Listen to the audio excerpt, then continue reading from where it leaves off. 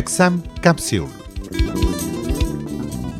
വിദ്യാഭ്യാസ വകുപ്പിൽ ഹൈസ്കൂൾ അധ്യാപക മലയാളം തസ്തികയിലേക്ക് കേരള PSC നടത്തുന്ന പരീക്ഷയാണ് HSA മലയാളം എക്സാം.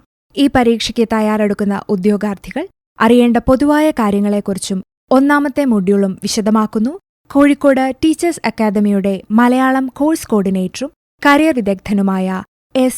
ജ്യോതിനാഥ വാര്യർ. മലയാളം അധ്യാപകനാകാനുള്ള പരീക്ഷയിൽ പ്രധാനമായും 8 മൊഡ്യൂളുകളാണ് പാർട്ട് ബിയിലുള്ളത്. അതിൽ ആദ്യത്തെ മൊഡ്യൂൾ മലയാള കവിതയെക്കുറിച്ചുള്ളതാണ്. മലയാള കവിതയുടെ ഉത്പത്തി മുതൽ ഇന്നുവരെയുള്ള എല്ലാ കവികളെയും കൃതികളെയും വരികളെയും കുറിച്ചുള്ള സമഗ്രമായ അറിവാണ് നമ്മൾ നേടേണ്ടത്. മലയാളത്തിലെ ആദ്യ ഭാഷാ സാഹിത്യ പ്രസ്ഥാനമായ പാട്ട് പ്രസ്ഥാനത്തിലെ പ്രധാന കൃതികൾ, അതായത് രാമചരിതം മുതൽ കിളിപ്പാട്ടുകൾ വരെയുള്ളത് ഇതിൽ കടന്നു വരണം. കവികൾ, കൃതികൾ, അവരുടെ ശ്രദ്ധേയമായ വരികൾ, അവർക്ക് കിട്ടിയിട്ടുള്ള അവാർഡുകൾ, കവികളുടെ തൂലികാനാമങ്ങൾ, കവികൾ നടത്തിയിട്ടുള്ള സവിശേഷതകളുള്ള പ്രയോഗങ്ങൾ എല്ലാം നന്നായി അറിഞ്ഞിരിക്കണം. സാഹിത്യ ചരിത്രവുമായി ബന്ധപ്പെട്ട കാര്യങ്ങളും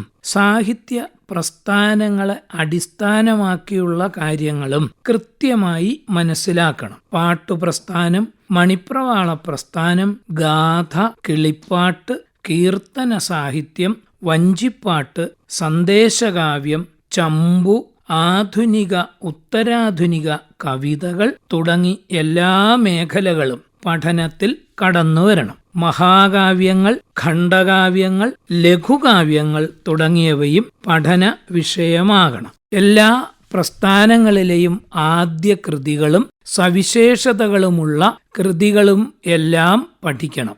മലയാളം കവിതയുടെ തുടക്കം മുതൽ സമകാലിക കാലഘട്ടം വരെയുള്ള സമ്പൂർണമായ ഒരു പഠനമായിരിക്കണം നമ്മളിൽ നിന്ന് ഉണ്ടാകുന്നത്. ആ പഠനം ലക്ഷ്യത്തിലെത്തിക്കുമെന്നത് സംശയമില്ലാത്ത കാര്യമാണ്. ഉള്ളടക്കം വലുതായതുകൊണ്ട് 10-12 മാർക്കിന്റെ ചോദ്യങ്ങൾ ഈ മൊഡ്യൂളിൽ നിന്ന് ഉണ്ടാകാം. പാർട്ട് ബിയിൽ 80 ചോദ്യങ്ങൾ വരും. ആ 80 ചോദ്യങ്ങളിൽ പ്രസ്താവനാരീതിയിലുള്ള ചോദ്യങ്ങൾ വരാം. കാര്യം, കാരണം എന്നിവ സൂചിപ്പിച്ച ശേഷം ശരിയായതേത് എന്ന് കണ്ടുപിടിക്കാനുള്ളതാണ് ഒന്ന്. മറ്റൊന്ന്, കൃതികൾ കാലക്രമത്തിൽ എഴുതാൻ ഉള്ള ചോദ്യം വരാം. വരി തന്നിട്ട് കൃതി ഏതെന്ന് പറയാൻ ചോദ്യം വരാറുണ്ട്. HSA മലയാളം പരീക്ഷയുടെ പൊതുവായ കാര്യങ്ങളെക്കുറിച്ചും മൊഡ്യൂൾ 1-നെക്കുറിച്ചും സംസാരിച്ചത് കരിയർ വിദഗ്ധൻ S. ജ്യോതിനാഥ വാര്യർ. ഈ പരീക്ഷാ സിലബസിലെ 2ാം മൊഡ്യൂളിനെക്കുറിച്ച് അറിയാൻ അടുത്ത എക്സാം ക്യാപ്സ്യൂൾ കേൾക്കാം.